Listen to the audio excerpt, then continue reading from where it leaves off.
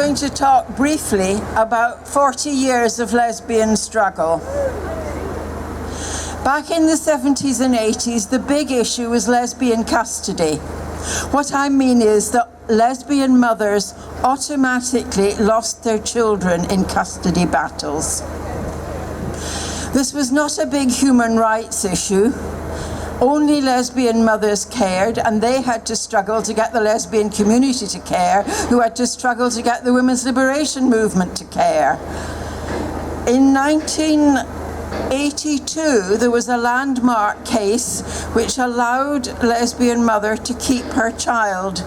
The judge said, despite any embarrassment the girl might suffer, she would be better off being with her mother.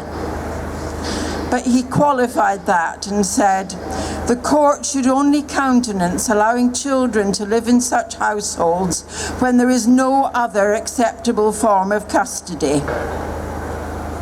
So being with a lesbian family was just better than being in care. That's because we had a really bad press then. We were seen as evil sexual beings who shouldn't be bringing up children, and we had to fight against that. A lot of us fought, a lot of mothers didn't fight, they didn't go for custody cases so they would be able to keep contact with their children. So we struggled on for years, and we turned it round by going to court, by using the media, by making films about lesbians bringing up children, showing they were perfectly all right, perfectly normal, and we turned it round. Lesbian strength.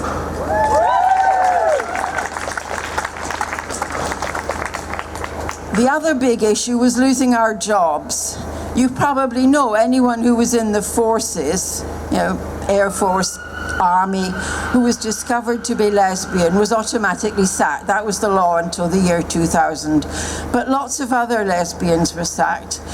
A lesbian teacher who inadvertently came out at the NUS conference was hounded by the tabloid press at home and at school, and she had to leave her job and leave Leicester, leave where she lived.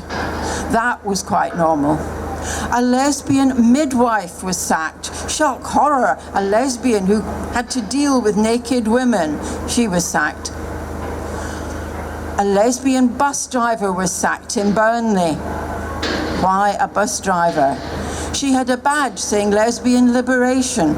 Lots of people wore badges then, support the miners, anti-Nazi, but a lesbian liberation badge, no, because you shouldn't show that you are a lesbian.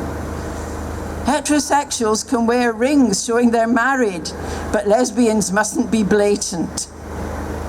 Then it got worse. Clause 28 of the Local Government Act 1988, thank you Mrs. Thatcher, said, local authorities shall not promote homosexuality or promote the teaching in schools of the acceptability of homosexuality as a pretend family relationship. Lesbians protested that. Lesbians abseiled into the House of Lords from the balcony. Lesbians took over the news at 6 at the BBC. They took over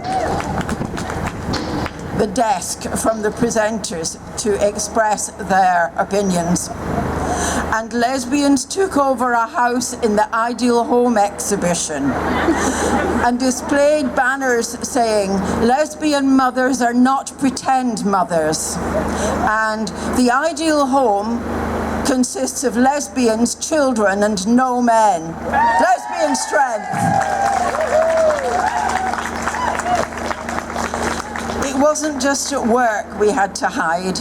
In Leeds, like elsewhere, it was lesbians who set up Women's Aid and Rape Crisis and were the backbone of those organisations for years. But we couldn't talk about it. We even practiced doing interviews in the media where we managed to avoid the question about, are you a lesbian? Remember I said lesbians had a really bad press in those days, and we didn't want women to be put off using the services. Because as lesbian feminists, we care about all women. Lesbian strength.